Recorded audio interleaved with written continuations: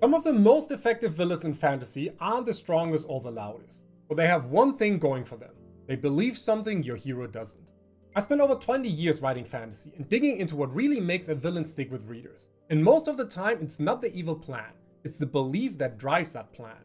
This video is about crafting villains who feel human, who reflect, twist, or challenge your hero's worldview. That's not the only kind of villain, of course. Some, like Sauron in Lord of the Rings or the White Walkers in Game of Thrones, are meant to be unknowable. They work because of what they represent, not because there's a possibility of understanding them. And I'll cover that type of villain in a future video. But if your villain has a voice, a motive, and scenes that reveal how they think, then what you're about to learn here will help you make them unforgettable. Writing a villain without an emotional core is like building a haunted house with flashing lights and plastic skeletons. It looks scary, but the fear doesn't last, because real fear doesn't come from what jumps out at you. It comes from what feels personal. The sense that whatever inside that house knows who you are and wants something from you. The same is true for villains.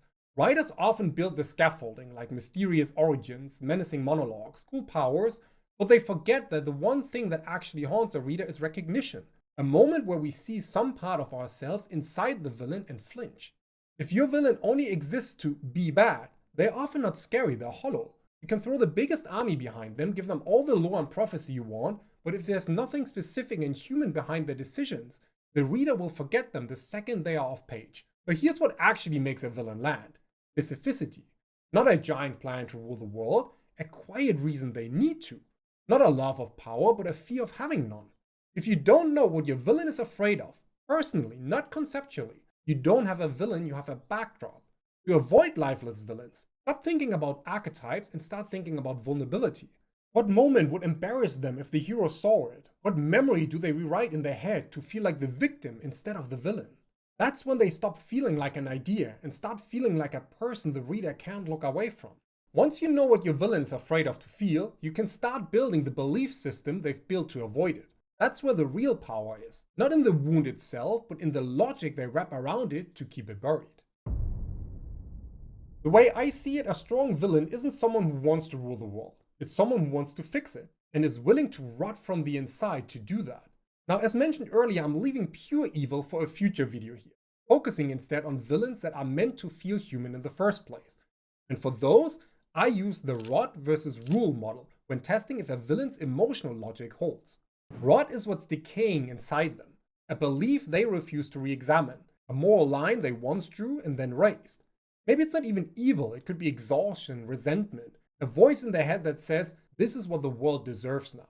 Rule is the outer mask, the control they chase, the image they project, usually dressed up as order or justice, balance, but it's really just a way to keep the rot from showing. What makes this powerful is the tension between the two. The villain keeps tightening their grip not because they crave dominance, but because they are afraid of exposure. They know what's cracking inside them, they just can't admit it. So they convince the world and themselves that control is morality. Take Tywin Lannister in Game of Thrones. He doesn't act like a villain necessarily. He acts like a steward of legacy. But that control isn't strength, it's fear of being seen as weak like his father. The rot is his belief that love is a liability. The rule is the empire he builds around that lie. So here's what you can do going forward. Instead of starting with the plan like they want to raise a demon army, ask this. What private memory are they still trying to rewrite? What kind of peace terrifies them more than war?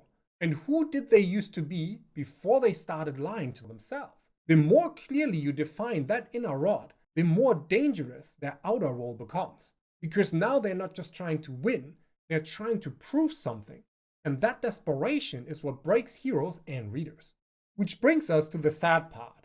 When writers have a great villain, but smother them under fantasy tropes so thick they can't breathe. Often what really wears readers down isn't that your villain's cliché, it's that they're predictable. They show up, say what villains always say, do what villains always do, and even if the setting is fresh, the emotional rhythm feels recycled. You already know they'll kill someone in Act 2, reveal their tragic backstory in Act 3, and monologue about destiny before the final fight. It's not boring because of what happens, it's boring because of how expected it feels. This is a problem when villains are designed around function, to oppose the hero, trigger the climax, carry the theme, without ever being treated like a person who actually wants something for themselves. You can give them style, you can give them power, but if you don't give them pressure, internal pressure, they're just there to push the plot forward, not to challenge the story's emotional weight. Tropes like fallen king, secret cult leader, immortal sorcerer, they do sound compelling, but if they don't grow out of a real emotional pressure like shame, grief, or the need for validation, then they are just world decoration. Here's what saved me from writing yet another bad guy with glowing eyes and nothing to say. I stopped designing villains and started writing people who feel cornered. That's the turning point for me. That's when they become a real person, not a villain sketch.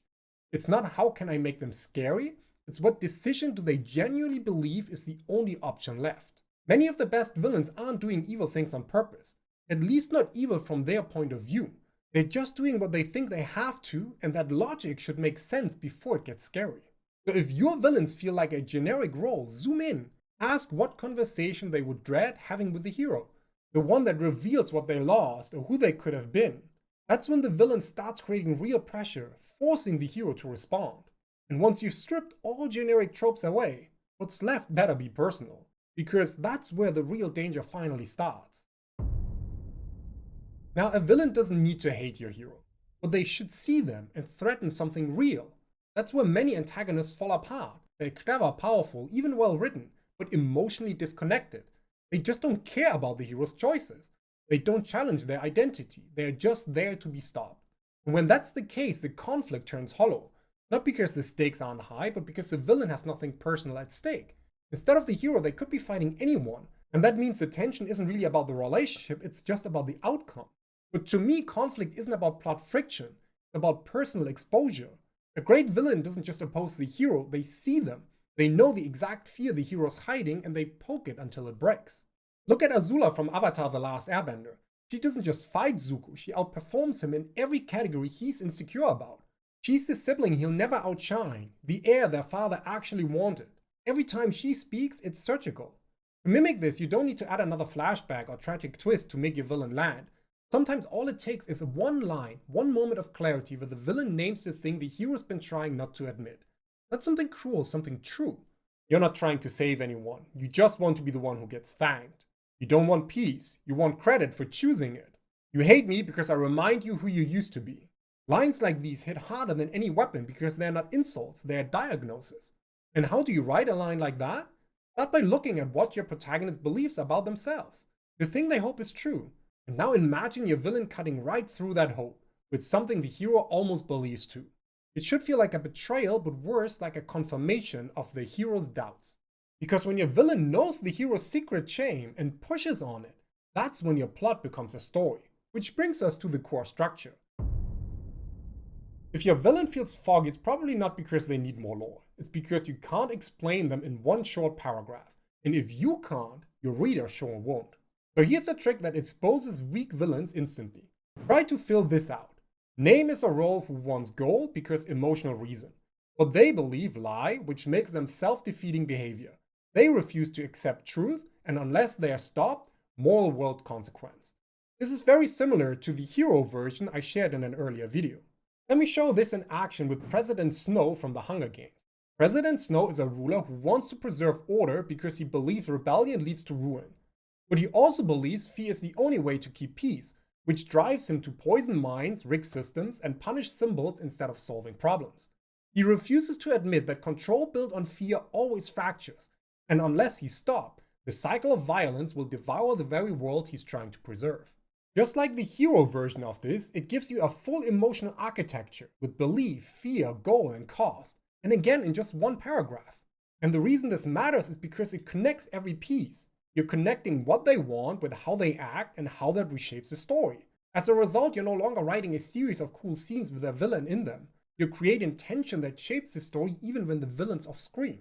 But even when you've got that emotional engine in place, there's still one mistake that makes strong villains forgettable. A lot of writers try to make their villains terrifying, but the ones we remember most aren't always the most powerful. They are the ones who feel uncomfortably real. Gollum isn't scary because he might hurt you. He's scary because he's broken and he keeps talking like he isn't. Dolores Umbridge isn't disturbing because she can cast big spells. It's because she hurts people smiling while acting like she's helping. We don't remember them for being epic. We remember them because we've met people like that and we didn't know what to do about it. Your villain doesn't need to be larger than life, but they do need to show us something we'd rather not look at. So don't just ask what your villain wants, ask what they are compensating for, what weakness they are hiding, what truth they hope no one brings up. Because that's where the real pressure comes from, not in their strength, but in the cracks they'll do anything to cover up.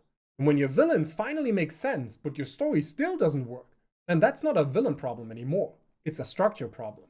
And for that, watch this video here next, where I'll show you how to build your entire fantasy novel around just 15 emotional scenes that tie together your entire novel and keep both hero and villain on track.